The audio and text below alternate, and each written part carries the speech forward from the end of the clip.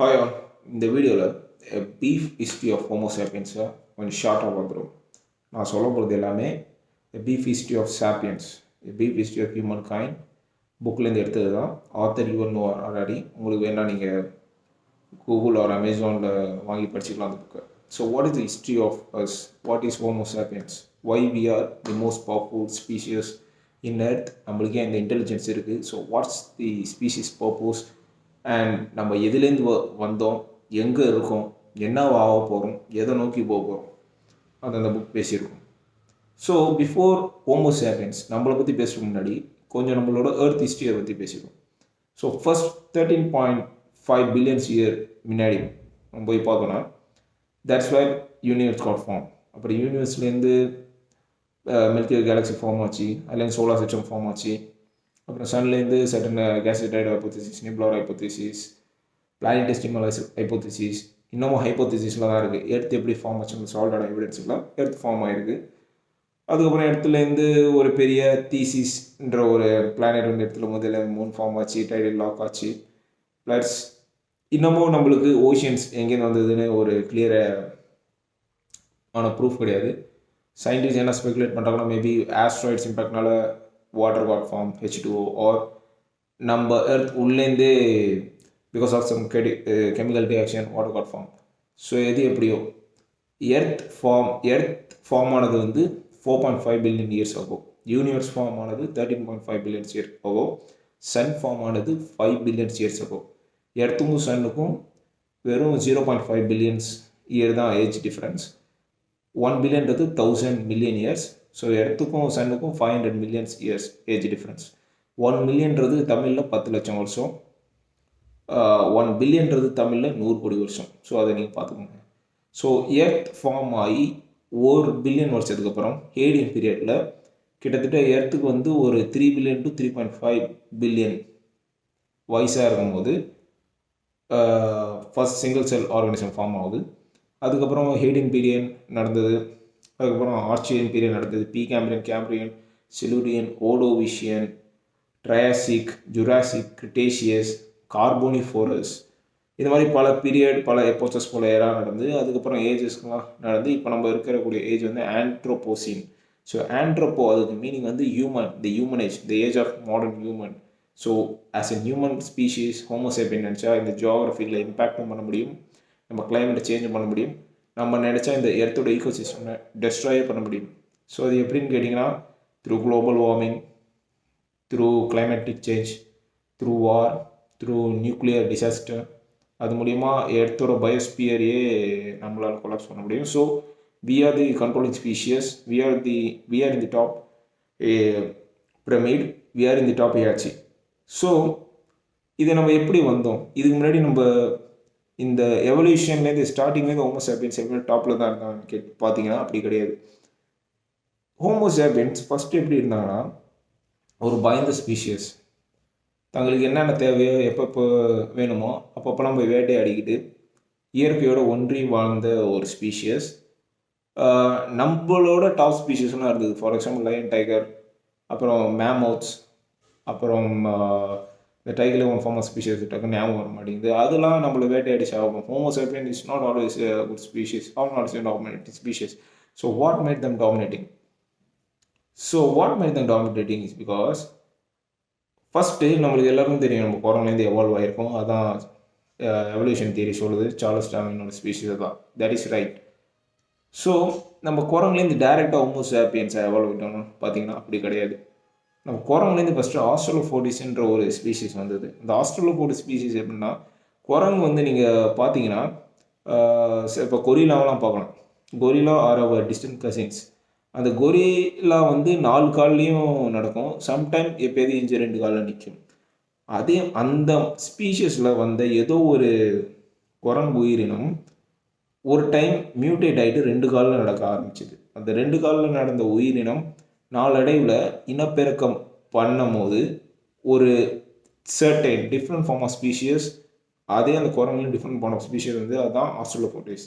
அப்புறம் ஆஸ்ட்ரலோபோடிஸ் அந்த உயிரினத்துலேருந்து லூசின்ற ஒரு கிரியேச்சர் வந்தது. அதுதான் நம்ம இயர்லி மூதாதையர் ஃபார் ஆல் ஹியூமன் பீயிங்ஸ்ன்னு சயின்டிஸ்ட் சொல்கிறாங்க, ஆண்ட்ரோபாலஜிஸ்ட் சொல்கிறாங்க. அந்த உயிரினத்துலேருந்து first the most distance relatable species relative to Homo sapiens or Homo Heidelberg. அப்புறம் ஹோமோ ஹைடல்பர்ச்லேருந்து டிஃப்ரெண்ட்டான உயிரினங்கள் ஸ்பீஷிஸ் உண்ட ஆரம்பிச்சது. எல்லாமே நம்ம ஹோமோ ஸ்பீஷிஸ் தான். For example Homo Neanderthal, Homo erectus, Homo ergaster, Homo Denisovans, then Homo sapiens. இந்த ஹோமோ ஸ்பீஷஸ்லேயே லாஸ்ட்டாக ஃபார்ம் ஆன ஸ்பீஷிஸ் வந்து நம்ம தான் ஹோமோ சாப்பியன்ஸ்.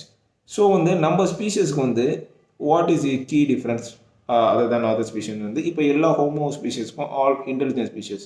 ஸோ இன்டெலிஜென்ட் நான் சொல்லும் போது நீங்கள் ஒரு மிஸ்டேக் பண்ணிக்கக்கூடாது. நம்ம ஹோமோ சாப்பியன்ஸ் மாதிரி நம்மளுக்கு இருக்கிற மாதிரி அவங்களுக்கு இன்டெலிஜென்ஸ் நீங்கள் எண்ணிக்கக்கூடாது. They do have intelligence, they too could able to speak certain words, they could even able to imagine certain things, but நம்மளை விட intelligence on all the parameters like imagination, forming complex thoughts, forming complex imagination, இது எல்லாமே அவங்களுக்கு கம்மியாக இருந்தது. But certain இது நம்மளை விட சர்டன் கேப்பபிலிட்டி அதிகமாக இருந்தது. அது என்னன்னா ஃபார் எக்ஸாம்பிள் நியாண்டர்டலுக்கு ஃபிசிக்கல் கேப்பபிலிட்டி நம்மளோடவே ரொம்ப ஸ்ட்ராங்காக இருந்தது. They are somewhat shorter than us, but they are broader than us and too stronger than us. ஒரு நியாண்டர்தல் நினச்சா 10 ஹோமோ சாப்பியன்ஸை அடிக்க முடியும். அவங்க அவ்வளோ ஸ்ட்ராங்காக இருந்தாங்க. ஒரு நியாண்டர்தல் 2 கைக்குள்ளே ஒரு ஹோமோ சாப்பியன் தலை மாட்டிக்கிட்டா he could able to crush an homo sapien skull into nothing. He is that much of strong. But ஏன் ஒரு ஸ்ட்ராங்கான species Homo Neanderthal at one time Europe ஃபுல்லுத்தையும் பரவி இருந்த உயிரினம்.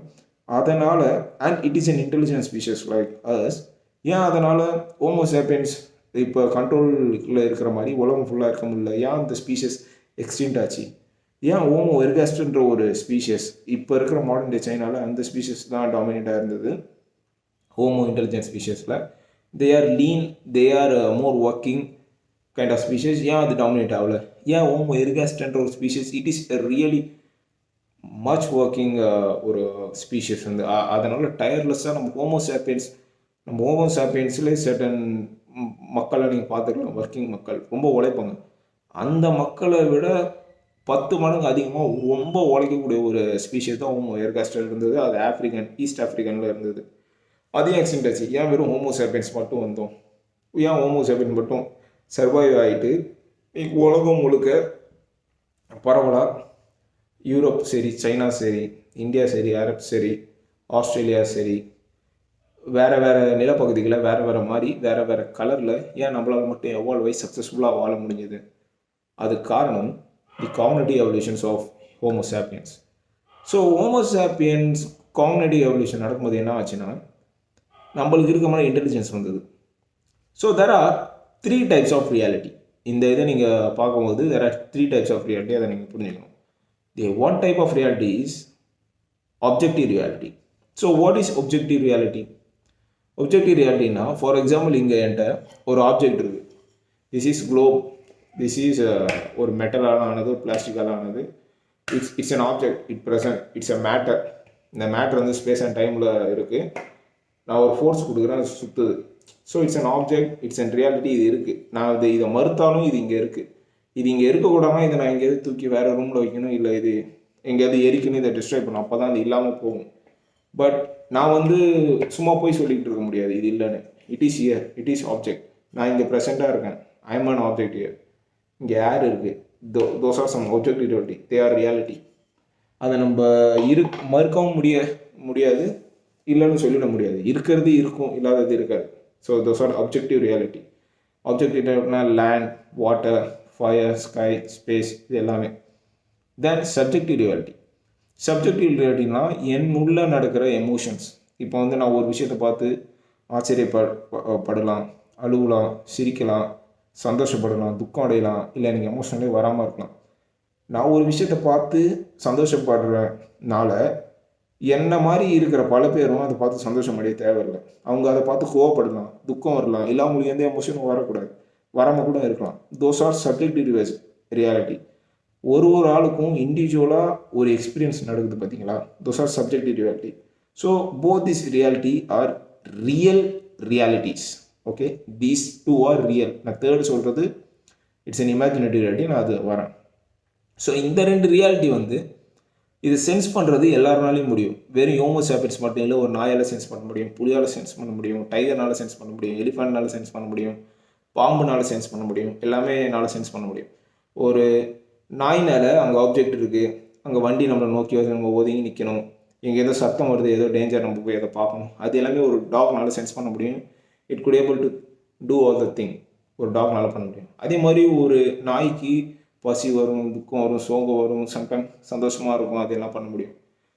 So most of the organism, most of the moving creature in the earth, not just Homo sapien, 6 அறிவு படித்த நம்ம மட்டும் இல்லை, 5 அறிவு படித்த ஜீவனாலும் இந்த 2 ரியாலிட்டியையும் பார்க்க முடியும், புரிஞ்சிக்க முடியும், எக்ஸ்பீரியன்ஸ் பண்ண முடியும்.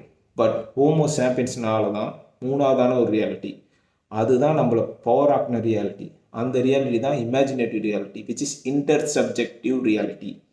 இந்த ரியாலிட்டியை ரீசன் பண்ணுறதுக்கான அறிவு நம்மளுக்கு எங்கேருந்து வந்ததுன்னா through mutation, through cognitive evolution. Cognitive, which is the brain, which is the intelligence, and evolution, through evolution in time, through birth, certain form of gene mutation நடந்து இந்த இன்டெலிஜென்ஸ் ஏதோ ஒரு ஃபர்ஸ்ட் ஸ்பீஷியஸ், ஹோமோசாப்பியன் ஸ்பீஷியஸில் ஏதோ நம்ம மூணாவது ஃபஸ்ட்டு வந்திருக்கு.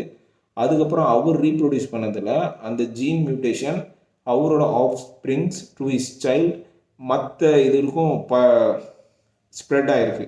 So அந்த உயிரினமும் could able to imagine the non-existing thing. For example, நான் இப்போ இங்கே உட்காந்துக்கிட்டே I could imagine the thing which I am not. I could imagine myself as a cricketer playing in stadium for India. நான் என்னால் ஒரு ஆஸ்ட்ராய்டை imagine பண்ண முடியும், ஒரு richest மேனா imagine பண்ண முடியும், என்கிட்ட 100 கோடி இருக்கிற மாதிரி இமேஜின் பண்ண முடியும். அது எல்லாமே நான் இமேஜின் பண்ண முடியும். I can imagine. Okay, I am a conscious being. என்கிட்ட அந்த கான்ஷியஸ்னஸ்ன்றது அந்த காக்னிட்டிவ் மூலியமாக வந்தது. இந்த கான்ஷியஸ்னஸ்ன்றது என்னென்னா உணர்தல், தி இன்டெலிஜென்ஸ். ஒரு நாய்க்கும் இன்டெலிஜென்ஸ் இருக்குது, பட் அதோட intelligence subjective and objective reality மட்டும் தான் சென்ஸ் பண்ண முடியும். என்கிட்ட உள்ள இன்டெலிஜென்ஸ் வச்சு ஒரு இமேஜினேஷன், இல்லாத பொருளே என்னால் சென்ஸ் பண்ண முடியும். சரி, நீ இப்போ சொல்கிற இல்லாத பொருளை சென்ஸ் பண்ண சொல்கிற இமேஜினேஷன், வாட் இமேஜின் வச்சு நம்ம என்ன பண்ணுவோம்? அதுக்கு தான் அடுத்த கொஷின், அடுத்த ஆன்சர் நான் வரேன். ஸோ ஃபஸ்ட் நம்மளுக்கு பவர்ஃபுல்லாக இருந்தது நம்மளோட காக்னிட்டிவ் எவல்யூஷன். அது இந்த இமேஜினேஷன் தான் இது, விச் இஸ் இன்டர்சப்ஜெக்டிவ் ரியாலிட்டி. ஸோ இந்த இமேஜினேஷன் வச்சு ஹியூமன் என்ன பண்ணானா ஒரு நல்ல ஒரு கோஆப்ரேட்டிவ் சிஸ்டம், நல்ல ஒரு கோஆர்டினேஷன் சிஸ்டம், நல்ல ஒரு சொசைட்டியை உருவாக்கினான். அவன் இல்லாத ஒரு விஷயத்தை நம்பி இருக்கிற விஷயத்த வலுவாக்கினான். ஸோ இல்லாத ஒரு விஷயம் என்னென்னா, வானத்தில் இடி இடிக்குது, மழை பெய்யுது, திடீர்னு வெள்ளம் வருது. அவன் அது என்ன நினச்சானா, ஏதோ மேலேருந்து கடவுள் பண்ணுறாரு, அது அவனுக்கு சைக்ளோன் ஃபார்ம் ஆகுது, டிப்ரெஷன் ஃபார்ம் ஆகுது, அதெல்லாம் தெரில. அப்போ டைமில் அவ்வளோ சயின்ஸ்லாம் கிடையாது, ஒரு குறிப்பிட்ட ஸ்பேஸில் தான் இருந்தான். ஸோ யாரோ மேலேருந்து ஏற்கிறாங்க, நம்ம எதோ தப்பு பண்ணிட்டோம், ஸோ நம்ம ஏதாவது ஒன்று கரெக்டாக பண்ணணும்னு ஒரு சொசைட்டி மாதிரி அப்போ தான் ஃபார்ம் ஆகுது. ஒரு ட்ரைபல், ஒரு காட்டுவாசியாக இருந்தவன் ஒரு ட்ரைப் மாதிரி ஃபார்ம் பண்ணி அனிமலிசம் ஃபாலோ பண்ணுறான். அனிமலிசம்லாம் என்னன்னா ஒன்றும் இல்லை, ஹண்டிங் பண்ணுறது தான். ஒரு ட்ரைபல் மக்களை தான் வாழ்ந்துட்டு இருந்தாங்க. எப்பப்போலாம் சாப்பாடு தருதோ அப்பப்போ ஹண்ட் பண்ணிட்டு சாப்பிட்டுக்கிட்டு அவன் எல்லாத்தையும் கும்பிட ஆரம்பித்தான். மரத்தை கும்பிட்டான், செடியை கும்பிட்டான், வானத்தை கும்பிட்டான், சூரியனை கும்பிட்டான், இடியை கும்பிட்டான், எல்லாத்தையும் கடவுளாக நினச்சி கும்பிட்டான். பட் எப்போ ரிலிஜியன் ஒரு இது ஃபார்ம் ஆக ஆரம்பிச்சிது, எப்போ ஒரு எம்பையர், நேஷன் ஸ்டேட்ஸ், அரசர் எப்போ வர ஆரம்பித்தாங்கன்னா செகண்ட் ரெவல்யூஷன். இப்போ நான் சொன்னது காக்னிட்டிவ் எவல்யூஷன் நம்ம கையில் இல்லை, அது ஏதோ மியூட்டேட் ஆகி வந்திருக்கு. It is purely a luck thing. It's an accident. The intelligence and consciousness is just an accident. It just came out of nowhere. Earth form ஆகி 1 பில்லியன் வருஷத்துக்கு அப்புறம் சிங்கிள் செல் ஃபார்ம் உயிரினம் உருவாச்சு. எர்த்தோட வயசு 4.5. ஸோ 3.5 பில்லியன் இயர்ஸ் ஆகோ, அதாவது 350 கோடி வருஷம் முன்னாடி சிங்கிள் செல் உயிரினம் ஃபார்ம் ஆச்சு. அதுக்கப்புறம் 350 கோடி வருஷத்துக்கு அப்புறம் தான் ஒரு ஸ்பீஷியஸ், ஏகப்பட்ட ஸ்பீஷிஸ் லீவ் ஆகிருக்கு, டைனோசர் லீவ் ஆகிருக்கு. இது வரைக்கும் உலகத்தில் இருந்த உயிரினங்களில் 99% உயிரினங்கள் ஆர் எக்ஸ்டிங்க்ட். வெறும் 1% உயிரினம் தான் இப்போ மாடர்ன் டேஸில் all form of flora and ஃபனாவை நம்ம பார்க்கணும். செடி, கொடி, மரம், பூச்சி, மைக்ரோ ஆர்கானிசம், பன்னி, நாய், கரடி, எருமை, மாடு, மனிதர்கள், எல்லாமே, பறவைகள், இது எல்லாமே இந்த பூமி பார்த்ததில் வெறும் 1% ஆஃப் டைவர்சிட்டி ஆஃப் ஸ்பீஷஸ் தான். மித்த 99% டைவர்சிட்டி ஸ்பீஷஸ் வந்து ஆல்ரெடி எக்ஸ்டிங். ஒரு உயிரின்ற தோணும், if it doesn't survive it will go extinct. Survival of the fittest, that is the challenge evolution pushes to all the living organism. அதை எப்படி homo sapiens முறியடிச்சானா through cognitive evolution. இந்த எவல்யூஷனும் இந்த இன்டெலிஜென்ஸும் அவனுக்கு ஒரு ஆக்சிடெண்ட்டாக தான் வந்தது. பட் இதுக்கப்புறம் அவன் சில விஷயம் பண்ணுறான் பார்த்தீங்களா இந்த இன்டெலிஜென்ஸை வச்சு, அது எதுவுமே ஆக்சிடென்டால் பண்ணது கிடையாது, அவனுக்கே பண்ணிக்கிட்ட ஒரு விஷயம் தான் அது. அதில் ஃபஸ்ட்டு விஷயம் தான் agriculture revolution. It is not evolution, it is revolution. So we are beginning the chapter with agricultural revolution. So agriculture ரெவல்யூஷனில் என்ன நடக்குதுன்னா, இதுக்கு முன்னாடி ஹியூமன் அஸ் அ சொசைட்டி என்ன பண்ணான்னா, போனான் வந்தான் வேட்டையாடினான் சாப்பிட்டான், அப்பப்போ ஒரு அனிமல் இதாக இருந்தான், ஒரு ட்ரைப் மாதிரி ஃபார்ம் ஆனால் அப்படியே இருந்தான். எஸ், நான் ஒன்று சொல்ல மறந்துட்டு பாருங்கள். ஏன் நியண்டர்தல் உயிர் வாழல, நம்ம ஏன் உயிர் வாழ்ந்தோம்னா, Neanderthal as intelligent but not as us. அவனால் அதிகபட்சம் ஒரு 15 மெம்பர் தான் கோஆர்டினேட் பண்ண முடியும். பட் ஹோமோசேபியன்ஸ் நம்மளால் இன்ஃபினிட் நம்பர் ஆஃப் பீப்புளோட கோஆர்டினேட் பண்ண முடியும். அதுக்கான எக்ஸாம்பிள் தான் நேஷன் ஸ்டேட். இந்தியான்ற ஒரு நாடு இருக்குது, அது ஒரு பிரைம் மினிஸ்டர் இருக்கார். ஆனால் அந்த நாட்டுக்கான மெம்பர் 145 கோடி பேர் இருக்காங்க. இந்த 145 கோடி மெம்பரும் இந்தியா என்ற ஒரு கான்ஸ்டியூஷன் கீழே, இந்தியா என்ற ஒரு சட்டம் இட்டன்னு ஒன்று இருக்குன்றதை நினச்சி ஒரு பிரைம் மினிஸ்டர் தேர்ந்தெடுத்து அவங்களுக்கு மூலிமா இந்தியா என்ற ஒரு கவர்னன்ஸ் நடக்குது. அந்த கவர்னன்ஸ் கீழே மட்டும் 145 கோடி பேர் இருக்காங்க. It's a form of a huge network of coordination. இந்த கோஆர்டினேஷன் வந்து நியந்தரத்து கிடையாது. they couldn't able to form a larger coordination than 15 people because அவங்களோட காக்னிட்டிவ், அவங்களோட பிரெயின், அவங்களோட நியூரல் கனெக்ஷன்ஸ் இந்த பிரெயின் அவ்வளோதான் அலோவ் பண்ணிச்சு அவங்களால. So in time during ice age, during when resource became scarce, homo sapiens formed larger amount of people through coordination and assembly and they defeated Neanderthal. நான் முன்னாடியே சொல்லியிருக்கேன், ஒரு Neanderthal வந்து 10 Homo sapiens சமம். ஒரு நியாண்டர்தல் 10 பேர் அடிப்பான். ஆனால் 15 பேர்னா 150 ஹோமோசேபியன்ஸ்க்கு சமம். அப்போ ஹோமோசேபியன் 150 மனிதர்களை விட அதிகமாக கோஆர்டினேட் பண்ணி நியாண்டர்தலை தோக்கடிச்சு ரிசோர்ஸஸ் மூலிமா அவங்க கைக்கு கொண்டு வந்தாங்க. நியாண்டர்தலை டிஃபீட் பண்ணது நம்ம கோஆர்டினேஷன் மூலிமா தான். அவங்களோட இமேஜினேட்டிவ் இன்டெலிஜென்ஸ் நம்மளுக்கு அதிகம். ஓகேங்களா? So that's how humans homo sapien became only dominating species in the world. அதுக்கப்புறம் அக்ரிகல்ச்சரல் எவல்யூஷன் வந்தது. அதுக்கு முன்னாடி காடுகளை போய்ட்டு வேட்டையாடிக்கிட்டு அப்படியே இருந்தவங்க ஒன் டைம் வயலில் கிடக்கிற வீட் பார்லி அதை பார்த்தான். அதை வந்து அக்ரிகல்ச்சரை ஷோ பண்ணான். அதை ஷோ பண்ணி விளைய வச்சான். அதை விளைய வச்சு அதை வேக வச்சு சாப்பிடவும் செஞ்சான். It felt really good because அந்த சிரல்ஸ் அண்ட் பல்சஸ்ன்றது ஃபுல் ஆஃப் கார்ப்ஸ். நம்ம பிரெயினுக்கு ரொம்ப பிடிச்ச ஃபுட்டுனா என்னன்னா குளுக்கோஸ்ங்க. Carbohydrates are the most favourite food our brain. நம்ம பிரெயின் எவால்வ் ஆனதுக்கு main reason it's meat. Because மீட்டை எடுத்தோம், அதை ஃபயரில் பர்ன் பண்ணி சாப்பிட்டோம். அதை சாப்பிட்டதுனால ஃபுட்டை டைஜஸ்ட் பண்ணுற டைம் ரொம்ப கம்மியாச்சு, எனர்ஜியும் அதிகமாக கிடச்சிது. ஸோ எனர்ஜி அதிகமாக கிடச்சதுனால நம்ம கொரிலாக்கெலாம் வயிறு பெருசாக இருக்கும், ஹியூமனுக்கு வயிறு சின்னதாக இருக்கும். கொரிலாவுக்கு பெருசாக இருந்த வயிறு நம்மளுக்கு சின்னதாகிடுச்சு. அதே மாதிரி நம்ம பாடி ப்ரொபோர்ஷனை பார்க்கும்போது நம்மளை தலை பிரெயின் ஸ்கொயர் சென்டிமீட்டர் அதிகம்.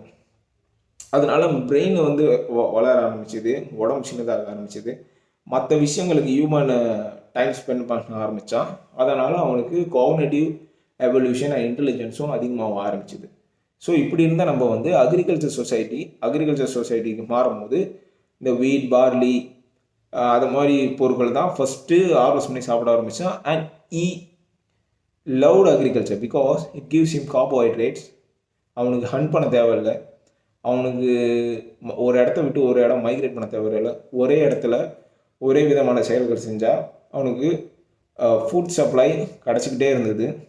அண்ட் இட்ஸ் நான் எக்ஸ்டிகன்சபிள் கைண்ட் ஆஃப் ரிசோர்ஸஸ். இப்போ உனக்கு வீட்டு கிடைக்குன்னா திருப்பி அடுத்தது நீங்கள் ஹார்வெஸ்ட் பண்ணிங்கன்னா திருப்பி ஃபார்ம் பண்ணிங்கன்னா திருப்பி கிடைக்கும் போது. ஸோ அது மாதிரி அவனுக்கு கிடச்சிக்கிட்டே இருக்கும்போது அவனுக்கு வந்து பலவித கஷ்டங்கள் குறைஞ்சது. அதனால் இருந்தான். பட் கஷ்டம் குறைஞ்சதுன்னு அவன் நினச்சான், பட் அதுதான் இல்லை. அக்ரிகல்ச்சர் த பிக்கஸ்ட் ஸ்கேம்ன்றாங்க Yuval Noah ஹராரி.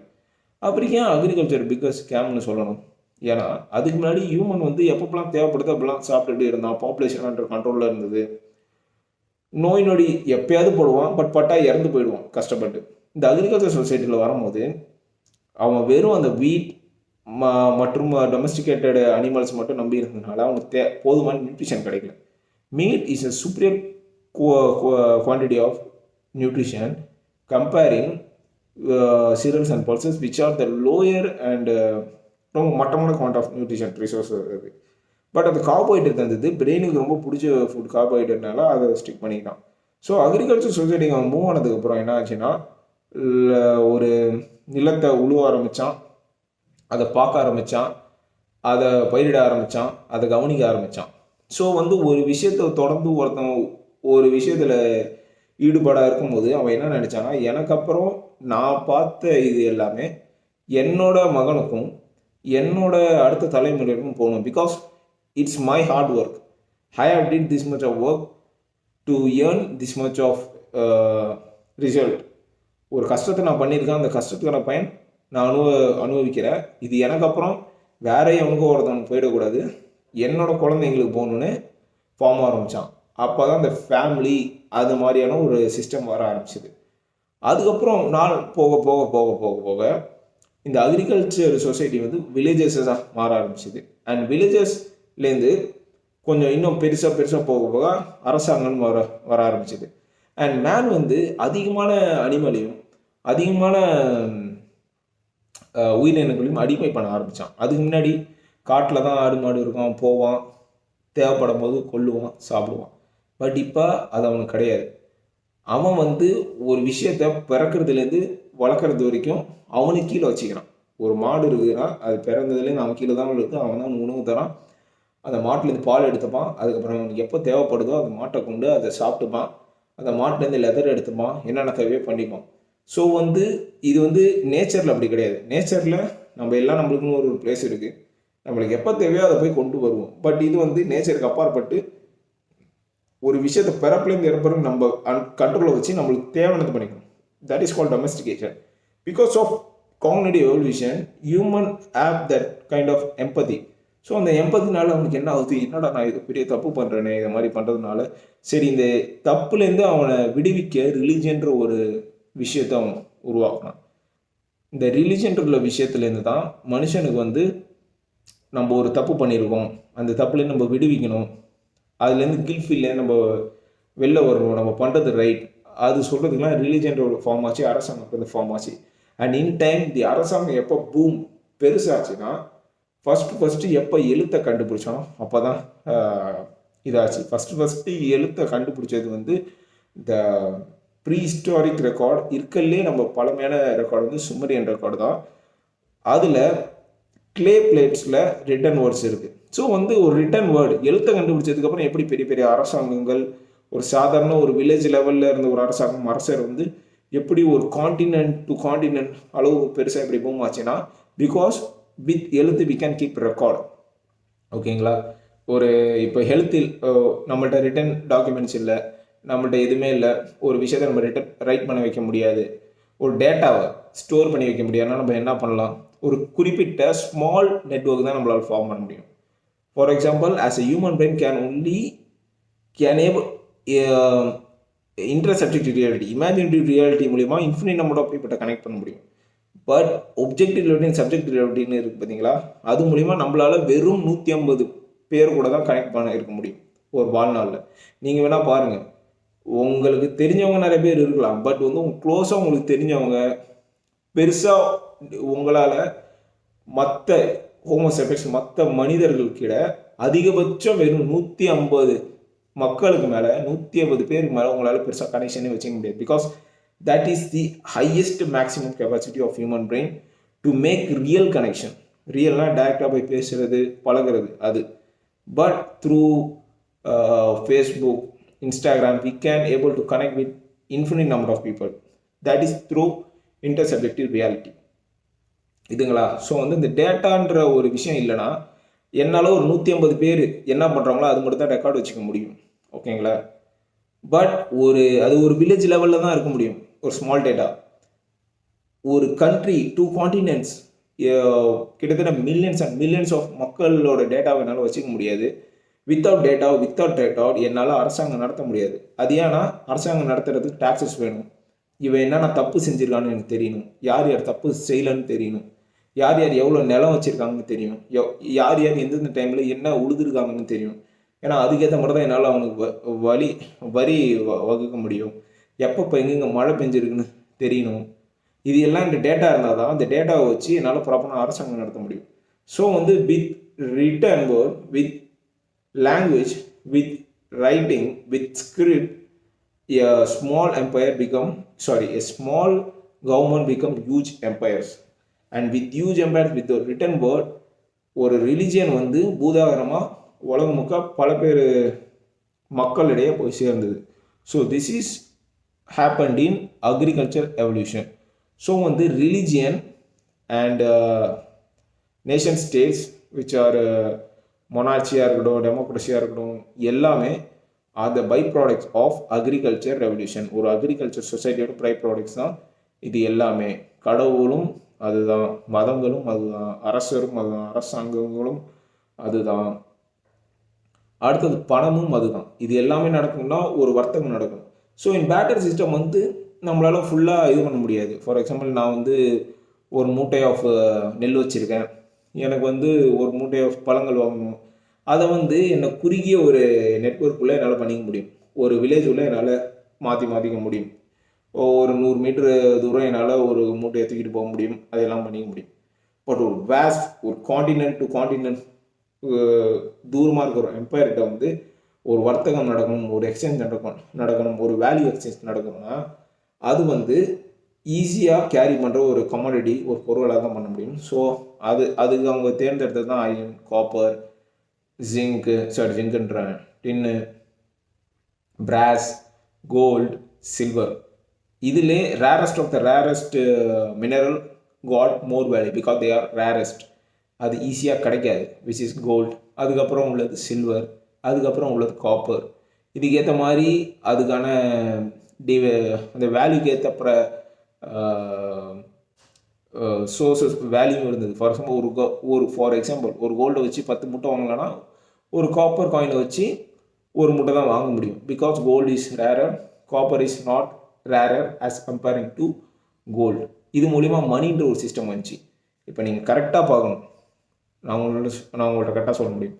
With cognitive evolution, we formed imaginative power. With imaginative power, in time we got into agriculture revolution, which made our life easier. Human thought made our life easier, but it got worsened afterwards. Agriculture ரெவல்யூஷனில் அவன்கிட்ட அந்த imaginative power இருக்குது. இந்த சிஸ்டம்லாம் function பண்ணுறதுக்கு எழுத்துன்ற ஒன்று கண்டுபிடிச்சான். இதை கரெக்டாக இயக்க வைக்கிறதுக்கு ரிலிஜன் ஒன்று கண்டுபிடிச்சான், இன்டர்சப்ஜெக்ட் ரியாலிட்டி.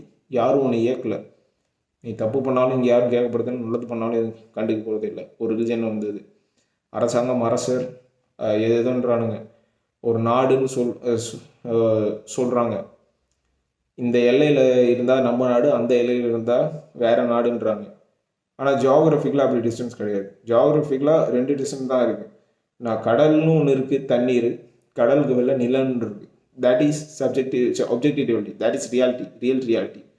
பட் இன்டர்செப்டிவ் ரியாலிட்டியில் என்ன சொல்கிறாங்கன்னா, கடல் இருக்கிறது அந்த நாட்டுக்கு சொந்தம், ஆனால் நிலம்ல இருந்தால் நம்ம நாட்டுக்கு சொந்தம். இது எங்கே கிடையாது, ஜஸ்ட் ரியாலிட்டி. இது இப்போ இருக்கலாம், பட் இன்னும் ஒரு 10 வருஷத்தில் மேபி என் நாடு அந்த நாடு ஆக்குபை பண்ணிடுச்சுன்னா அது என் நாடாக இருக்கும். அந்த கடலும் என்னோட தான் இருக்கும், நான் போக முடியும். பட் அந்த நாடு என் நாடு ஆக்குபை பண்ணாலும் அதுதான், நான்லாம் அந்த நாட்டு சிட்டிசனாக ஆகிடுவேன். I might be alien. So nation இந்த ஸ்டேட்டுன்றது ஒரு ரியல் ரியாலிட்டியில் கிடையாது, ஒப்ஜெக்டிவ் ரியாலிட்டியில் அது கிடையாது. It's an intersubjective reality. மணியும் ஒரு இன்டர்சப்ஜெக்டிவ் ரியாலிட்டி தான். மணி ஒரு பேப்பர், ஒரு காயின் எடுத்துக்கிட்டிங்கன்னா it just a metal, it's an alloy. ஒரு பேப்பர் காயின் 500 நோட் இருந்தீங்கன்னா it's made of paper, a printed paper.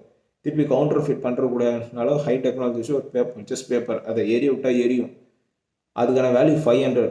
அதை பேக் ஹேண்ட் பண்ணுறது Reserve Bank of India, Central Bank of India, Government of India. அந்த பேப்பருக்கான value ஒரு ட்ரஸ்ட்லேருந்து வருது. But கோல்டுக்கான value அந்த மெட்டல்லேருந்தே வருது. புரியுதுங்களா? அந்த பேப்பருக்கான வேல்யூ ட்ரஸ்ட்லேருந்து வருது, கோல்டுக்கான வேல்யூ அந்த மெட்டல்லேருந்து வருது. பட் அந்த மெட்டலுக்கு வேல்யூ தரதே உன்னோட தாட் தான். அதை புரிஞ்சுக்க. அந்த மணி பேப்பருக்கு வேல்யூ தரது உன்னோட தாட்டு தான். உன் கையில் 100 நோட்டும் ஒரே நோட்டு தான், அதே காகிதம் தான். 500 நோட்டும் அதே காகிதம் தான். ஆனால் அதுக்கு வேல்யூ தரது உன் தாட் தான். அதில் 100 இருக்குது. ஸோ வந்து 100 வச்சு 100 சாக்லேட் 1 ரூபா சாக்லேட் வாங்க முடியும்னு நீ நினைக்கிற. அதனால் 100 ரூபா சாக்லேட் கடையில் எக்ஸ்சேஞ்ச் எல்லாரும் நினைக்கிறாங்க. ஆனால் நீ கடையில் நீ எக்ஸ்சேஞ்ச் பண்ணினா 100 சாக்லேட் வாங்குற. அதே லென்த்தில் உள்ள 500 4 பேப்பரோ இல்லை 500 எழுதிருக்கு. அது கவர்மெண்ட் பேக் பண்ணுது. அது 500 நீ ட்ரெஸ் பண்ணுற. அதை நீ எக்ஸ்சேஞ்ச் பண்ணினா உனக்கு 500 சாக்லேட் தருவாங்க. அவ்வளோதான். பட் அதுக்கான ரியல் வேல்யூ என்ன? அதை சாப்பிட முடியுமா? காயினை நீ கோல்டு எடுத்து சாப்பிட முடியுமா? சயின்டிஃபிக்காக அதுக்கு வேல்யூ இருக்கலாம். சேட்டலைட்டில் ஜேம்ஸ் வெப் டெலிஸ்கோப்பில் வந்து அந்த கோல்டில் வச்சு டிஸ்டன்ஸ் சேட்டலைட்ஸ் அண்ட் கேலக்சிஸ் எல்லாம் ஃபோக்கஸ் பண்ணி சயின்டிஃபிக் ரிசர்ச் பண்ணுறாங்க. அது மாதிரி ஒரு ரியல் ஒப்ஜெக்டிவ் ரியாலிட்டிக்கு அது வேல்யூ இருக்கலாம். ஒரு பேப்பருக்கு ஒப்ஜெக்டிவ் ரியாலிட்டியில் வேல்யூ இருக்கலாம். நம்ம எழுந்து டாக்குமெண்ட்ஸை ரைட் பண்ணி ரெக்கார்ட் வச்சுக்கிறது. பட் ஒரு வேல்யூ எக்ஸ்சேஞ்சுக்கு it's complete a belief. It's because of imagination. So 3 thing imagination: religion, nation states and money. இந்த 3 வச்சு கிட்டத்தட்ட 10,000 வருடங்களாக நம்ம சிவிலைசேஷன் நடந்தது. அதில் ஏஷியன்ஸ் ஹிஸ்ட்ரின்னு ஒன்று இருக்குது, மிடிவல் ஹிஸ்ட்ரின்னு இருக்குது, மாடர்ன் ஹிஸ்ட்ரின்னு இருக்குது. அதுக்கப்புறம் இப்படி இருந்த ஒரு சொசைட்டி ராஜாக்கள் மன்னர்கள் காலங்கள்லேருந்து அப்படியே வாழ்ந்து கொண்டு இருந்த நம்ம ஒரு சொசைட்டியும் ஒரு மாடி இருக்கும். அப்புறம் ஃபியூடலிசம்னு ஒரு கான்செப்ட் வந்தது. கடவுள் தான் எல்லாம் அப்படின்ற வாழ்ந்துட்டு ஒரு பேக்வர்ட் தாட்ஸ். சீக்கிரம் ஹியூமன் ஹெல்த்துக்கெலாம் வேல்யூ கிடையாது. 40 வயசு தான் இருக்கலே ஓல்டேஜ். அதுக்கப்புறம் மக்கள் இறந்துருவாங்க. சானிடேஷனுக்கு எதுவும் கிடையாது.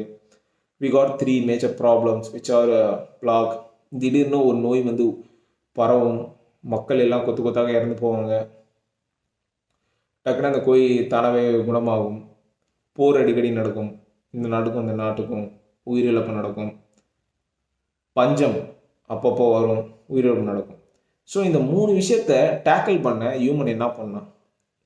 இந்த 3 விஷயமும் எப்போ அதிகத்துலேருந்து வர ஆரம்பிச்சதுன்னா அக்ரிகல்ச்சர் ரெவல்யூஷன்லேருந்து தான். எது? போர், பஞ்சம், நோய். அகைன் நான் சொல்கிறேன், போர், பஞ்சம், நோய்.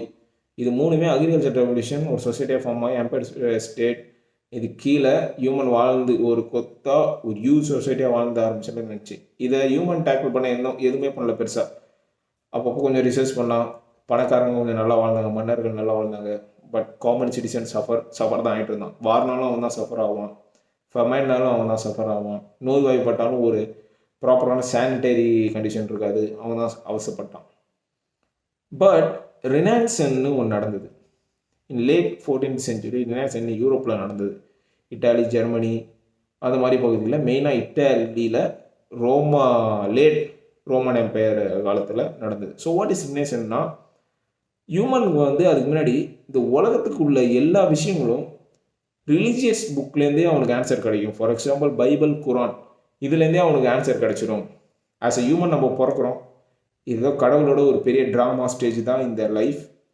இந்த லைஃப்பில் நம்ம எப்படி வாழ்கிறோமோ அதுக்கப்புறம் நம்ம ஹெவன் ஆர் ஹெல்லுக்கு போவோம். சம்டைம் ஜட்ஜ்மெண்ட் டேன்னு வரும். நம்ம செஞ்ச டீட்ஸுக்கெலாம் நம்ம பலன் அங்கே தான் நம்மளுக்கு கிடைக்கும். ஸோ வந்து ஒரு ட்ராமா ஸ்டேஜ் தான் இந்த உலகம். இந்த உலகத்தில் நம்மளுக்கான ஒரு காரண காரியத்தோடு போடக்கிறோம் அப்படின்னு நினச்சிக்கிட்டு இருந்தாங்க.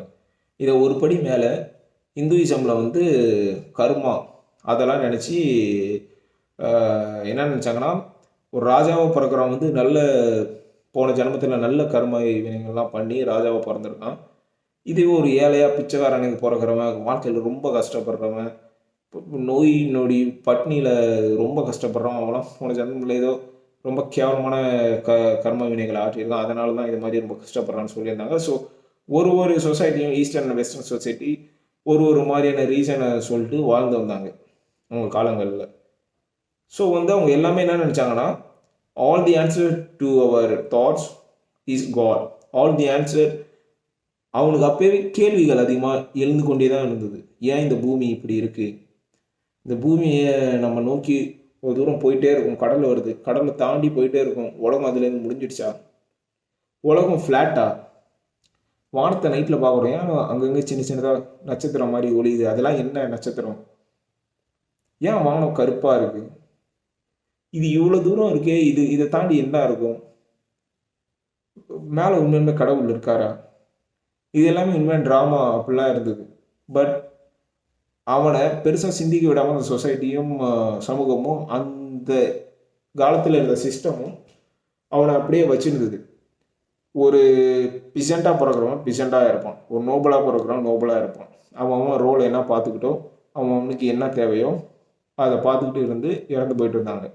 அதுதான் அப்போ வாழ்வு முறையாக இருந்தது. இது எல்லாம் எப்போ மாற ஆரம்பிச்சுன்னா ரினைசன்ஸ் பீரியட், அதுக்கப்புறம் உள்ள சயின்டிஃபிக் எவல்யூஷன். ஓகேங்களா? ஃபர்ஸ்ட் அக்ரிகல்ச்சர் ரெவல்யூஷன், இப்போ செகண்ட் சயின்டிஃபிக் ரெவல்யூஷன். இதுலேருந்து ஒரு மாற்றம் சமுதாயத்தில் உருவ ஆரம்பிச்சு, சமுதாயம் வேற மாதிரியாக மாற ஆரம்பிச்சிது. மனுஷன் கேள்வி கேட்க ஆரம்பித்தான் எல்லாத்துக்கும். மனுஷன் ஒரு பெரிய டிஸ்கவர் பண்ணான். அது என்ன டிஸ்கவர்னா, discover of is own ignorance. அவனோட ஓன் இக்னோரன்ஸை அவன் டிஸ்கவர் பண்ணான். ஓகே, எனக்கு இவ்வளோ தான் தெரியும், இதுக்கு மேலே எனக்கு பெருசாக தெரியாது போல். நான் இப்போ எல்லாமே எனக்கு தெரிஞ்சிருக்கும், எல்லாமே பைபிளே சொல்லுது, எல்லாமே குரானே சொல்லி நம்பிட்டு இருந்தேன். பட் எனக்கு எதுவும் தெரியல, இன்னும் நான் கற்றுக்க வேண்டியது அதிகமாக இருக்குது.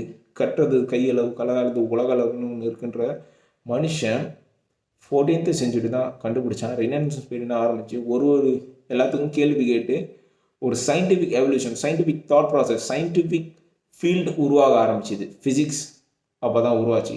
தி ஸ்டடி ஆஃப் லா. கெமிஸ்ட்ரி உருவாக ஆரம்பிச்சிது. The study of matter. Biology உருவாக ஆரம்பிச்சிது. The study of human being, animals, all எல்லாமே ஒரு ஃபீல்டும் அப்போ எல்லாமே உருவாக ஆரம்பிச்சிது. இந்த ஃபீல்டை உருவாக்குறதுக்கு ஒரு முக்கிய புள்ளியாக, முக்கிய சோர்ஸஸாக, மிகப்பெரிய ஒரு பவர் ஹவுஸ், ஒரு இன்ஜினாக இருந்தவர் ஐசக் நியூட்டன். அவரோட book Principia of mathematics.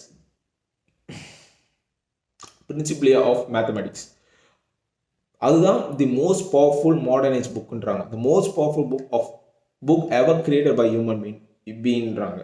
Not Bible, not Quran, but the book created by Principia of mathematica by Isaac Newton. why it is the most powerful book? Because அந்த புக்கில் அவர் physics law நம்ம படிக்கணும்ல ஸ்கூல்லலாம், first law of gravity, second Newton law, third Newton law, plus அவர் கிடச்ச அந்த லைட்டை study பண்ணது, அது எல்லாத்தையும் அந்த புக்கில் ஒரு கிளியராக ப்ராசஸாக தாட் ப்ராசஸ் பண்ணியிருப்பாங்க. அந்த புக்கை பப்ளிஷ் பண்ணார். அதை படித்த பல நபர்களும் அவங்களுக்கு ஒரு கிளாரிட்டி கிடச்சிது.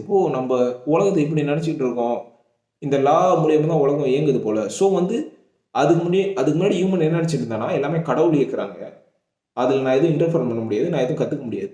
பட் அதுக்கப்புறம் ஹியூமன் என்ன கண்டுபிடிக்க ஆரம்பித்தானா, எஸ் கடவுள் தான் இயக்குறாங்க, இன்னமும் கடவுள் இல்லைன்னு மறுக்கல. ஆனால் அவன் இந்த கடவுள் இயக்குறாருல, அந்த இயக்கிற லா, அந்த இயக்கிற விதிகளை என்னால் கற்றுக்க முடியும், அதை வச்சு என்னால் ஏதாவது செய்ய முடியும்னு the study and scientific thought ஆரம்பிச்சிது. ஸோ அந்த சயின்டிஃபிக் தாட்னால ஐசக் நியூட்டனுக்கு அப்புறம் கலீலியோ டெலஸ்கோப் மூலியமாக ஒரு பிளானட் ஜூபிட்டர், சேட்டன், அதுக்குள்ளேயே மூன்ஸ்லாம் கண்டுபிடிச்சாங்க. அஸ்ட்ரானமி பெரிதாக ஆரம்பிச்சது, ஃபிசிக்ஸ் பெரிதாக ஆரம்பிச்சது. ஸோ ஒரு கண்டுபிடிக்கலாம் புதுசாக வந்தது.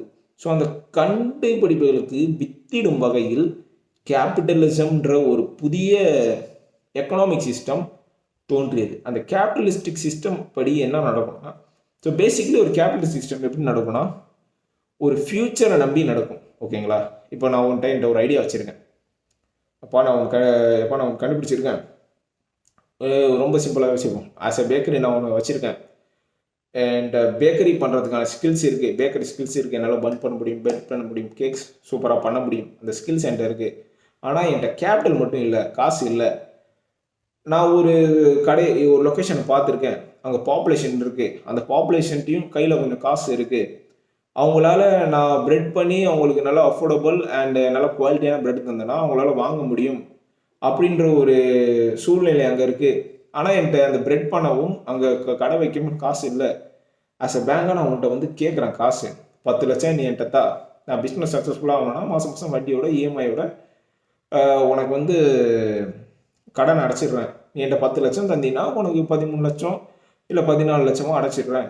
நீ எனக்கு காசு தரதுனால நான் அங்கே பிஸ்னஸ் அமைச்சு அதில் சக்ஸஸ்ஃபுல் ஆவேன். அப்புறம் அதை வச்சு இன்னும் என் பிஸ்னஸ் எக்ஸ்பேண்ட் பண்ணுவேன். நான் என் வாழ்வாதாரத்தை அமைச்சிப்பேன்.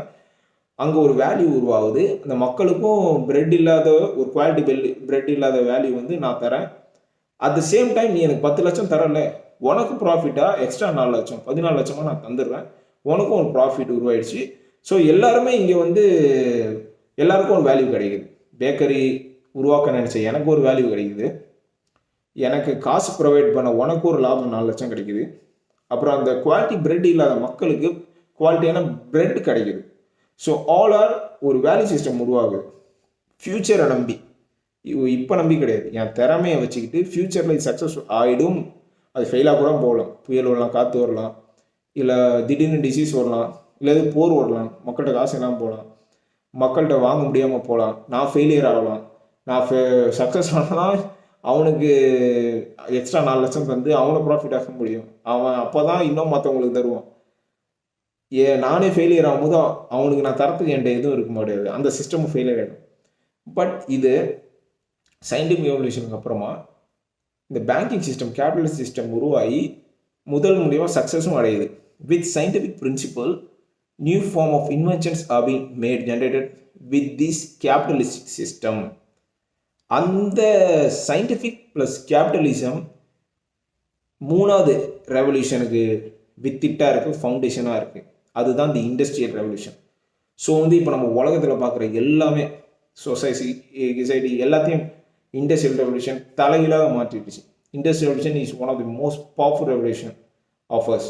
ஃபஸ்ட்டு பவர்ஃபுல் ரெவல்யூஷன் வந்து அக்ரிகல்ச்சர் ரெவல்யூஷன் தான். ஏன்னா இன்னமும் நம்மள்ட்ட ரிலிஜியன்ற ஒரு சிஸ்டம் இருக்குது, நேஷன் ஸ்டேட்ன்ற ஒரு சிஸ்டம் இருக்குது. சயின்டிஃபிக் ரெவல்யூஷன் வந்து தாட்டில் தான் பவர்ஃபுல்லே தவிர அது சொசைட்டியை பெருசாக மாற்றலை. சொசைட்டியை மாற்ற அக்ரிகல்ச்சர் தான். அதுக்கப்புறம் இண்டஸ்ட்ரியல் ரெவல்யூஷன் சொசைட்டியை பெருசாக மாற்றுச்சு. அது எப்படின்னு நான் சொல்கிறேன். ஸ்டீம் இன்ஜின் உருவாக்கப்படுது, பெரிய பெரிய இண்டஸ்ட்ரி, ஒரு பெரிய ட்ரெஸ்ஸு தயாரிக்கணும்னா பெரிய பெரிய நபர்களை கூப்பிட்டு தயாரிக்கிறது தேவையில்லை, 1000 பேரை கூப்பிட்டு ஒரு மிஷினை வச்சு தயாரிக்கலாம். எலக்ட்ரிசிட்டி ஃபார்ம் ஆகப்படுது, பிளெயின் கண்டுபிடிக்கப்படுது. இதெல்லாம் கண்டுபிடிக்கப்பட்டு ஒரு நாடும் அந்த நாட்டுக்கு தேவையான இண்டஸ்ட்ரியல் ப்ரொடக்ஷனுக்காக காலனிஸை வந்து பல நாடுகளுக்கு போகிறாங்க. அதில் ஒரு காலனி தான் இந்தியா. பிரிட்டிஷ்காரன் இந்தியாவை வந்து அஸ் அ காலனி லேண்டாக பயன்படுத்தி நம்மள்டேந்து ரா மெட்டீரியலை அவன் நாட்டுக்கு எக்ஸ்போர்ட் பண்ணி, இங்கேருந்து அங்கே போகிறத அவன் நாட்டுக்கு இம்போர்ட் பண்ணி, நம்ம நாட்டிலேருந்து அவன் நாட்டுக்கு யூகேக்கு கொண்டு போயிட்டு, அவன் நாட்டில் இண்டஸ்ட்ரி இருக்குது பார்த்தீங்களா, நம்ம ரா மெட்டீரியலை எடுத்துகிட்டு போயிட்டு அவன் நாட்டு இண்டஸ்ட்ரியில் அது ஒரு ஃபினிஷ்டு குட்டாக பண்ணி திருப்பி நம்ம நாட்டிலே இம்போர்ட் பண்ணி நம்மள்ட்ட செல் பண்ணான். That's a form of colonist kind of capitalism. இதுக்கு வித்திட்டது வந்து இண்டஸ்ட்ரியலைசேஷன் தான், இண்டஸ்ட்ரியல் ரெவல்யூஷன் தான். இதுதான் மெயினாக all the colonial land including India இதை தான் பயன்படுத்தினாங்க. இது ஒரு உதாரணம் தான் காந்தியோட கதிர் போராட்டம். காந்தி அது மாதிரி கோட் ஷீட்லாம் போட்டிருந்தாரு. அவர் கோட் ஷீட்டை வந்துட்டு கதிர் ஏன் பயன்படுத்த ஆரம்பித்தாருன்னா, பிரிட்டிஷ்காரன் செல் பண்ணுற goods which is coat suits வந்து நான் பயன்படுத்த மாட்டேன், என் நாட்டில் உள்ள ஏழை மக்களே வீவ் பண்ண சாதாரண வேட்டி சட்டையை கட்டிட்டு நான் போவேன், சாதாரண காட்டன் சட்டையை அணிஞ்சிட்டு தானே இருப்பேன். ஏன்னா இதை நான் பண்ணுறதுனால தான் என் நாட்டு மக்களுக்கு லாபம், என் நாட்டு மக்களுக்கு வருவாய், என் நாட்டு மக்கள் நல்லா இருப்பாங்க. நான் உன் கோட் ஷூட் போட்டேன்னா உனக்கு தான் நான் காசு தரேன். அதனால தான் காந்தி கோட்டை கட்டிட்டு துண்டை மாட்டினார். So this is a form of industrial revolution. First form of industrial revolution is nothing but cruelty. அந்த லாபம், கிரீடினஸ், கியூரியாசிட்டி, அதிகமான ரிசோர்ஸஸ், பணம் சம்பாதிக்கணும், அதை வந்து காலனி நேஷனை வந்து எக்ஸ்ப்ளாய்ட் பண்ணாங்க. நம்மள்ட்ட வந்து பெங்கால் ஃபெமைன் வந்தது, மெட்ராஸ் ஃபெமைன் வந்தது. அதெல்லாம் ஏன் வந்ததுன்னா, பிரிட்டிஷ்காரன் நம்ம நாட்டு ஃபார்மர்ஸை cash crops which is cotton தான் நீ வந்து பயிரிடணும், அதை தான் விளைவிக்கணும், அதை நீ என்கிட்டயே விற்கணும், சீப்பான இதில் விற்கணும். நீ வந்து உணவு தானியங்கள் லைக் ரைஸ், வீட் அதெல்லாம் நீ பண்ணக்கூடாது. ஏன்னா எனக்கு ரா மெட்டீரியல் தேவை, என் நாட்டில் நான் ப்ரொடியூஸ் பண்ணி என் நாட்டு இண்டஸ்ட்ரியில் அது பணமாக ஆகிறதுக்கு எனக்கு ரா மெட்டீரியல் தேவை, நீ இது பண்ணக்கூடாதுன்ட்டான். ஸோ நம்மளை காலனியாலிட்டி எக்ஸ்ப்ளாய்ட் பண்ணிட்டு அவன் ரா மெட்டீரியல் எடுத்துகிட்டு அவன் ப்ராஃபிட் சம்பாதிச்சிட்டான். ஆனால் நம்ம டியூரிங் ஃபெமைன், டியூரிங் பஞ்சம், அந்த நேரத்தில் நம்மள்கிட்ட இருந்த ஃபுட் ரிசோர்ஸ்லாம் ஸ்டாக் தீர்ந்து போய் நம்ம வந்து காட்டன் தான் தயாரித்ததுனால ஃபுட் இல்லாமல் ஃபெமைனில் வந்து பல மில்லியனான இந்தியன்ஸ் இறந்தாங்க. சர்ச்சில் காலத்தில் நடந்தது எல்லாமே நடந்தது. அதுக்கப்புறம் தான் இந்த இண்டஸ்ட்ரியல் ரெவல்யூஷன் தான் World War I, World War II இது எல்லாத்துக்குமே வித்துட்டுது. World War I ஒரு டிஃப்ரெண்ட் வேறு, World War II ஒரு டிஃப்ரெண்ட் வேறு. But indirect and the real foundation for all this World War, all the Cold War, all got formed from Industrial Revolution. Industrial revolution மூலியமாக nation ஸ்டேட்டோட power அதிகமாச்சு. அதுக்கப்புறம் தாங்க புது form of ideology. So வந்து scientific ரெவல்யூஷனுக்கு அப்புறம் capitalist form of ideology உருவாயிருக்கு. அதுக்கப்புறம் industrial ரெவல்யூஷனுக்கு அப்புறம் புது ஃபார்ம் ஆஃப் ஐடியாலஜி உருவாயிருக்கு கார்ல் மார்க்ஸ் காலத்தில், which is liberalisation and communism. So liberalisation policy ஐடியாலஜியில் என்ன சொல்கிறாங்கன்னா, அதுக்கு முன்னாடி எல்லாமே கடவுள் கையில் விட்டுட்டு இருந்தோம். இந்த மீனிங் ஆஃப் லைஃப்பை வந்து கடவுள்கிட்ட மனுஷன் தந்துருந்தான். வித் லிபரலைசேஷன் கடவுள்கிட்டேருந்து மீனிங்கை வந்து மனுஷன் தனக்கு கீழே எடுத்துக்கிட்டான். வித் லிபரலைசேஷன் தனக்கு கீழே அவன் எடுத்துக்கினால என் வாழ்க்கைக்கு மீனிங் வந்து நான் தான், கடவுள் கிடையாது, நான் தான் எல்லாத்தையும் தீர்மானிப்பேன், கடவுளும் இல்லை, நான் என்ன ஃபீல் பண்ணுறேனோ அதான் ரைட். இப்போ வந்து ரிலிஜன் ஒரு விஷயத்த ரைட்டுன்னு சொல்கிறதுனால ரைட்டு கிடையாது, ராங்னு சொல்கிறதுனால ராங் கிடையாது. எனக்கு ஒரு விஷயம் பிடிச்சிருந்தா அதான் ரைட். ரிலிஜன் அதை ராங்குன்னு சொல்லி எனக்கு அது ரைட்டாக இருந்தாலும் அது எனக்கு ரைட்டு தான். ரிலிஜன் ஒரு விஷயத்த ரைட்டுன்னு சொல்லி அது எனக்கு பிடிக்கலனாலும் அது ராங்கு தான். That is liberalisation. That is the liberal பிரின்சிபலோட கான்செப்டே அதுதான். ஸோ அந்த கான்செப்ட் படி தான் இந்த LGBTQs, gay community, lesbian community, இது மாதிரி கம்யூனிட்டி ப்ளஸ் ஃபெமினிசம் இதெல்லாம் அதுக்கப்புறம் தான் ஸ்ப்ரிங் பண்ணி வளர ஆரம்பிச்சது. For example gay, transgender, lesbian இதெல்லாம் வந்து ரிலீஜியஸில் வந்து ஸ்ட்ரிக்ட் பாலிசி அடக்கி வச்சுருப்பாங்க. இவங்க உணர்வுகளுக்கு வேல்யூ கிடையாது. பட் த்ரூ லிபரலைசேஷன் ஹியூமன் வேல்யூக்கு தான், ஹியூமனோட வேல்யூக்கு தான் வேல்யூவே தவிர, ஹியூமனோட ஃபீலிங்ஸ் தான் வேல்யூவே தவிர, ஏதோ ஒரு இன்ஸ்டியூட் சொல்லிச்சு, ரிலிஜியன் இன்ஸ்டியூட் சொல்லிச்சு அது வேல்யூ கிடையாதுன்னு போயிட்டாங்க. அடுத்தது பெண்களை நம்ம சமூகம், இந்தியன் சமுதாயமும் சரி, வெஸ்டர்ன் சமுதாயமும் சரி பெருசாக வளர விடாமல் ஒரு ஆண்கள் கண்ட்ரோல்லையே ஹவுஸ் ஹோல்ட் சோர்ஸாகவே வச்சுருந்தாங்க. Even western society and all the kind of society. அதெல்லாம் பிரேக் பண்ணது தான் feminism. Because industrialisation required more labourers. Men மட்டும் போதலை, மென் லேபர்ஸாகவும் இருந்தாங்க. At the same time war time they are major fighters. when they are the fighters, who are going to produce as laborers? Sometimes they employed child, அதுக்கப்புறம் child இதெல்லாம் இருக்கக்கூடாது, liberal policy வந்ததுக்கப்புறம் சைல்டெலாம் இருக்கக்கூடாது, child labour தான் இருக்கக்கூடாதுன்னு வந்தது. So they employed womens. So உமனை employ பண்ணுறதுக்குன்னா அதுக்கான வேல்யூ நம்மள்ட்ட இல்லை, அதுக்கான சிஸ்டம் இல்லை. அப்போ தான் ஃபெமினிசம் வந்தது. லிபரலைசேஷன்லேருந்து ஃபெமினிசம் வந்தது. ஃபீமேலுக்கும் ரைட்ஸ் உண்டு, எல்லா உரிமைகளும் உண்டு, அவங்களும் வேலை பார்க்கலாம், படிக்கலாம், போகலாம், ஓட்டுரிமை உண்டு. அது எல்லாமே த்ரூ லிபரலைசேஷன் வந்தது. ஸோ லிபரலைசேஷன்லேருந்து ஃபெமினிசம் வந்தது. கரெக்டாக சொன்னால் ஃபெமினிசம் வந்து லிபரலைசேஷன்லேருந்து வந்தது, லிபரலைசேஷன் வந்து இண்டஸ்ட்ரியல் ரெவல்யூஷன்லேருந்து வந்தது.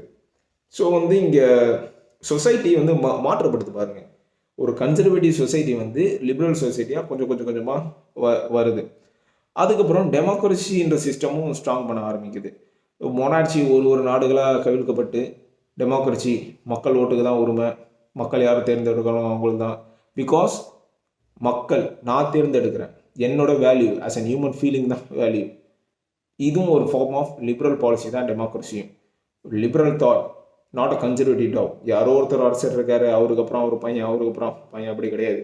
ஆஸ் அ மக்கள் நான் இருக்கேன், எனக்குன்னு ஒரு ஃபீலிங் இருக்குது, எனக்குன்னு ஒரு வேல்யூ இருக்குது, எனக்குன்னு ஒரு ஹியூமன் ரைட் இருக்குது, என் உயிருக்குன்னு ஒரு மதிப்பு இருக்குது, எனக்குன்னு ஒரு சிந்தனை ஆற்றல் இருக்குது. நான் வந்து இவரை தேர்ந்தெடுக்கிறேன், இவரை தேர்ந்தெடுத்தால் இவர் என்னை கவர்ன் பண்ணுவார்னு நான் நம்புகிறேன். அதுக்காக நான் அவர் சூஸும் பண்ணுறேன்.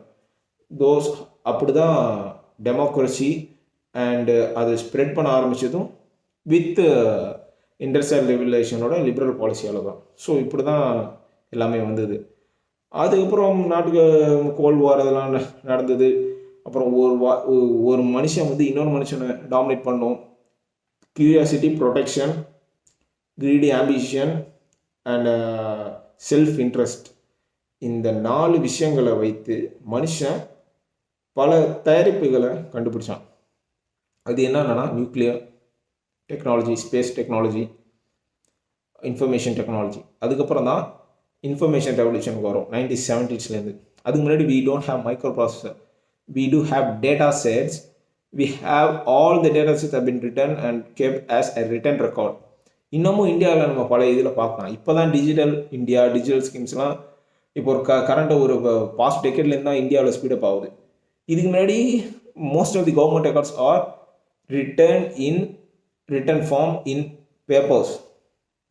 இன்னும் 100 வருஷம் முன்னாடி எல்லாமே பேப்பர்ஸ் தான். Data sets, records all are in papers. If the papers got burnt, datas got burnt, the history got burnt.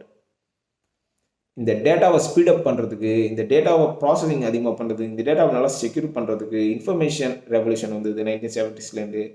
Information ரெவல்யூஷனாக வேறு எதுவும் இல்லை. மைக்ரோ சிப்ஸ், இன்டெல், ஹெச்பி போன்ற ஆர்கனைசேஷன் வந்து புது மைக்ரோ சிப்ஸை உண்டாக்குனாங்க. ஸோ micro chips and computer age வந்ததுக்கப்புறம் ஒரு மைக்ரோ சிப் நினச்சா டேட்டாவை ஈஸியாக ப்ராசஸ் பண்ண முடியும், ஸ்டோர் பண்ண முடியும்.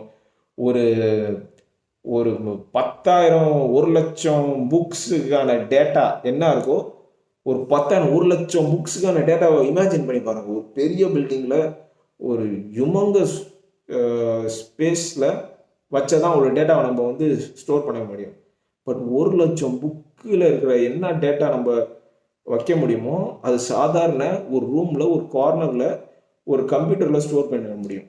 அதை ப்ராசஸும் பண்ண முடியும் ஈஸியாக. அதை வந்து திருப்பி ரிப்ளிகேட்டும் பண்ண முடியும், அதை ஈஸியாக டிஸ்ட்ரிபியூட்டும் பண்ண முடியும். ஸோ இந்த இது எல்லாமே நடந்தது சிப்ஸ்னால. இன்ஃபர்மேஷன் ஏஜ் நடந்தது, கம்ப்யூட்டர்ஸ் வந்தது, பரவலாக எல்லாருன்னு போச்சு. அப்புறம் ஓஎஸ், மைக்ரோசாஃப்ட் அதெல்லாம் வந்தது. இப்போ நம்ம இருக்கக்கூடிய காலம் வந்து இன்ஃபர்மேஷன் ரெவல்யூஷன் முடிஞ்சு இப்போ artificial intelligent revolution.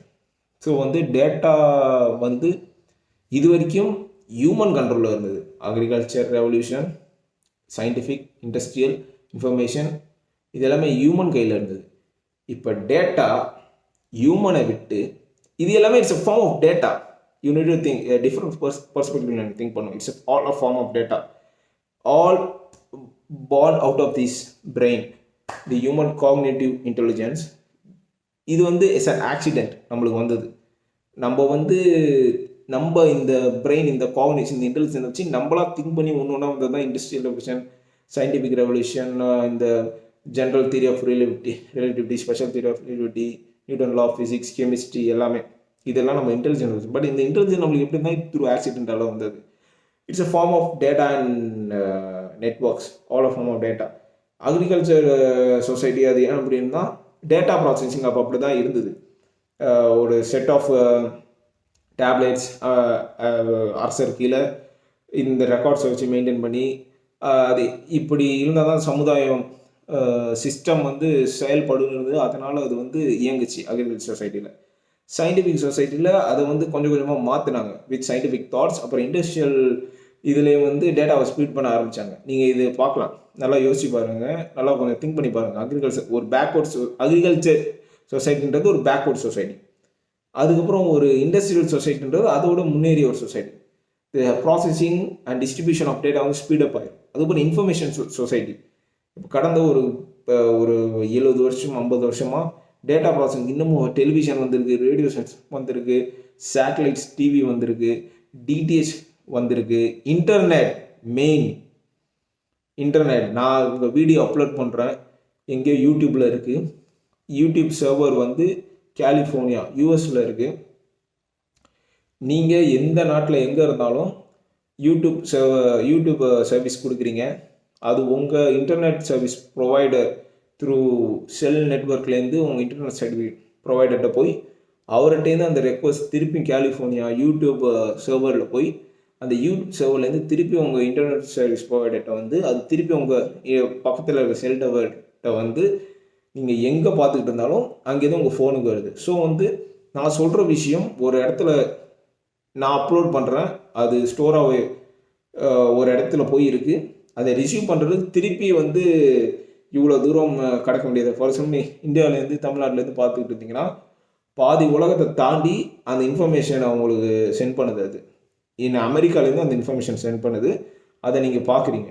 So you can see the speed of data.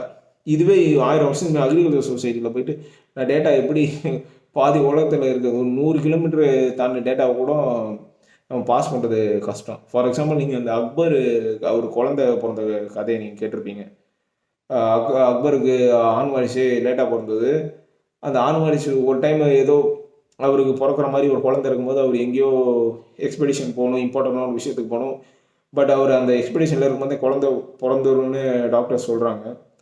அவருக்கு ஆனா பொண்ணான்னு தெரிஞ்செடுத்துக்கிறதுக்காக அவர் ஒரு மைல்லையும் ஒரு ஒரு கைண்ட் ஆஃப் சிக்னலை வச்சுருந்தாரு. ஒரு சிக்னல்லாம் ஆணு, 2 சிக்னல்லாம் பொண்ணுன்னு. ஸோ வந்து டேட்டா அது ஆணுன்றதுக்கான டேட்டா சென்ட் பண்ணவே அவருக்கு ஒரு மைல்லையும் ஒருத்தன் பீனு ஊதுனா அந்த டேட்டா போகிறதுக்கு it takes huge amount of time. இப்போ பார்த்தீங்கன்னா அந்த டேட்டா நான் ஒன்று சொல்கிறேன், எங்கே யூஎஸில் ஒரு சர்வரில் அந்த டேட்டா இருக்குது, அது within not even within second, within milliseconds the fast and processing of data, the speed of data is much fast. இப்போ அந்த டேட்டா எல்லாமே நம்ம கையில் இருக்குது. Agriculture revolution, scientific revolution, industrial revolution, information revolution. நம்ம வந்து இந்த டேட்டாவை ஸ்லோலேருந்து ஃபாஸ்ட் ஆகிடுவோம். இந்த டேட்டா மூலயமா கனெக்ட் ஆகிருக்கும். டைவர்சிவாக இருந்த இது கனெக்ட் ஆகிருக்கும். இப்போ யூஎஸில் என்ன நடக்குதுன்னு என்னால் தெரிஞ்சுக்க முடியும், யூகேல என்ன நடக்குதுன்னு என்னால் தெரிஞ்சிருக்க முடியும், எங்கேயாவது ஒரு நாட்டில் டிசைட் நடந்தால் என்னால் தெரிஞ்சிருக்க முடியும். நான் வந்து க்ளோஸ் ஆகிருக்கேன் இந்த டேட்டா மூலியமாக, இந்த ப்ராசஸிங் ஸ்பீடு மூலியமாக. ஆனால் இப்போ ஆர்டிஃபிஷியல் இன்டெலிஜென்ஸ் ரெவல்யூஷன் மூலிமா என்ன நடக்க போகுதுன்னா, என் டேட்டா வந்து இது வரைக்கும் என் கண்ட்ரோல், ஹியூமன் கண்ட்ரோல் இந்த டேட்டா அல்காரிதம் கண்ட்ரோலில் போகுது. அல்காரிதம் செட் பண்ணுறது தான் என் வாழ்க்கையாக மாறும்போது, அல்காரிதம் செட் பண்ணுறது தான் என் ரியாலிட்டியாக மாறும்போது. ஃபார் எக்ஸாம்பிள் நீங்கள் இதை இப்போயே பார்த்துருக்கலாம். ஒரு இன்ஸ்டாகிராம் அல்காரிதம் நினச்சா ஒரு ஆளை ஃபேமஸ் ஆக முடியும். அந்த ஃபேமை வச்சு அவனால் காசு சம்பாதிக்க முடியும், அவனால் ஃபார்ச்சூன் சேர்க்க முடியும். பட் இதுவே இன்னொன்று ஒருத்தன் அந்த அல்காரிதத்தால் தவிர்க்கப்பட்டானா அவன் என்ன தான் எஃபர்ட் போட்டாலும் அவனுக்கு பெருசாக ஆக முடியாது. அந்த அல்காரிதமை அவன் அட்டென்ஷனுக்கு அவன் கொண்டு வரணும்னா அவன் மக்களோட அட்டென்ஷன் அதிகமான மக்கள் அவன் பேச பார்த்தாங்கன்னா அதிகமான இது பார்க்க முடியும். But in time artificial intelligence இது எடுக்கும்போது ஃபுல்லாகவே இது வியாபார மயமாக ஆக்கப்படும். நம்மளுக்கு என்ன தேவையோ நம்மளை பற்றியான முழு டீட்டெயில் ஆர்டிஃபிஷியல் இன்டெலிஜென்ஸ் அனலைஸ் பண்ணி நம்மளுக்கு தேவையானதை ஆர்டிஃபிஷியல் இன்டெலிஜென்ஸ் நம்மளுக்கே அதை அட்வர்டைஸ் பண்ணும் in all form of thing. So data will decide our future. இது வரைக்கும் நம்ம டிசைட் பண்ணுறோம் what we want to be. From now we are giving up our right to data. So அக்ரிகல்ச்சர்லேருந்து ரிலிஜியன்னு ஒன்று வந்தது, இண்டஸ்ட்ரியல் ரெவல்யூஷனில் லிபரலிசம்னு ஒன்று வந்தது. ஹியூமன் தான் ரிலிஜியன், ஹியூமன் தான் காட், ஹியூமன்கிட்ட தான் மீனிங், ஹியூமன் ஃபீலிங் தான் மீனிங். இப்போ ஆர்டிஃபிஷியல் இன்டெலிஜென்ஸில் இந்த மீனிங் வந்து ஹியூமன்டேருந்து டேட்டாட்ட போகுது. டேட்டா தான் மெயின் திங், டேட்டா தான் ரிலிஜியன், டேட்டா தான் கடவுள்ன்றது. இது வரைக்கும் ஹியூமன் கடந்த பாதை தான். ஹியூமனுக்கு இங்கே தான் போகணும், ஹோமோசாம்பியன்ஸுக்கு இப்படி தான் ஆகணும்னு கிடையாது.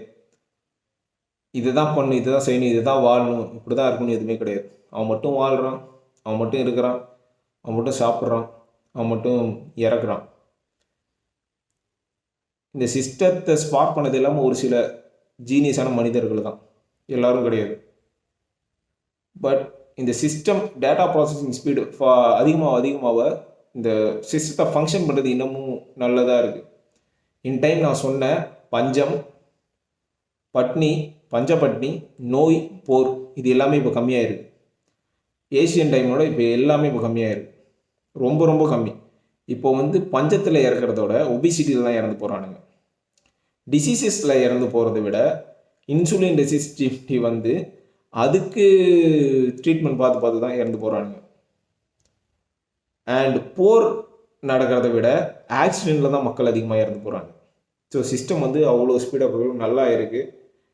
But we have lost collective meaning in our self. அதுதான் யுவல் ஹோல் ஹராரி சொல்கிறாரு. இந்த சிஸ்டத்து உள்ளே இருக்கும், ஒரு ரேட் ரேஸில் இயங்குறோம். இந்த ரேட் ரேஸை வச்சு நம்மளால் வெளில வர முடியாது. 100 வருஷம் முன்னாடி பிறந்திருந்தா இன்ஃபர்மேஷன் முன்னாடி அக்ரிகல்ச்சர் ரெவல்யூஷனில் உள்ள ரேட் ரேஸில் வாழ்ந்துருப்போம். இப்போ இன்ஃபர்மேஷன் ரெவல்யூஷனில் உள்ள ரேட் ரேஸில் வாழ்கிறோம். ஐடி அது மாதிரி ஃபீல்டில் எந்த ஃபீல்டில் பாப்புலரான சம்பளம் தராங்க, எப்படி வாழ்ந்துக்கலான்னு. இன்னும் ஒரு 500 வருஷம் இல்லை 200 வருஷம் அப்புறம் பிறந்ததுன்னா மேபி இன்ஃபர்மேஷன் இன்டெலிஜென்ட், இந்த டேட்டா ரிலிஜியன், டேட்டாலாம் ஆட்கொள்கிற ஒரு ஏஜில் பிறந்திருக்கோம். அப்போ எப்படி வாழணுமோ அப்படியே வாழ்கிறோம். ஸோ ஆஸ் ஹியூமன் ஸ்பீஷீஸாக ஹியூமனுக்கு தான் சர்வாயாவ தனக்குன்னு ஒரு செல்ஃப் க்ரீடு இருக்குது, தனக்குன்னு ஒரு செல்ஃப் இன்ட்ரெஸ்ட் இருக்குது, தனக்குன்னு ஒரு க்யூரியாசிட்டி இருக்குது. அதை நோக்கி தான் போகிறானே தவிர நம்ம இப்படி இருக்கணும் இப்படி தான் வாழுன்றது ஹோமோ சேப்பியன்ஸுக்கு கிடையாது. அதை நோக்கி அவன் போகலன்னு சொல்கிறாங்க. But as an individual what are you going to do? So that is the whole history of Homo sapiens.